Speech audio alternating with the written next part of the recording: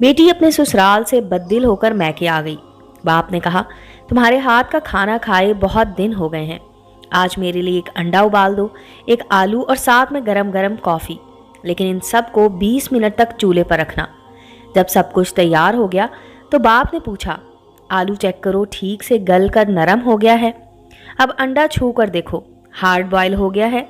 और कॉफ़ी भी चेक करो, रंग और खुशबू आ गई है। बेटी ने चेक करके बताया कि सब परफेक्ट है।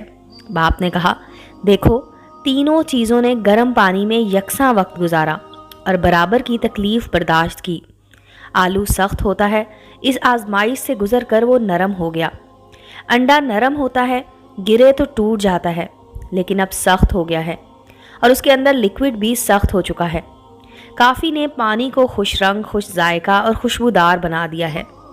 तुम क्या बनना चाहोगी, आलू, अंडा या कॉफ़ी? ये तुम्हें सोचना है। या खुद तब्दील हो जाओ या फिर किसी को तब्दील कर दो। ढल जाओ या ढाल दो। यही ज़िंदगी गुजारने का फ़न है। सीखना, अपनाना, तब्दील होना, तब्दील करना, ढलना, ढाल जाना।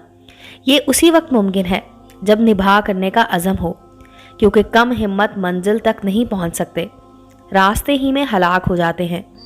आप भी अपने अंदर तब्दीली पैदा कीजिए या ख़ुद को ऐसा बनाइए कि अगला तब्दील हो जाए।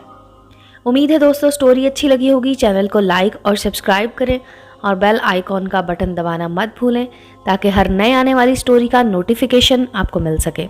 मिलते हैं अगली स्टोरी के साथ।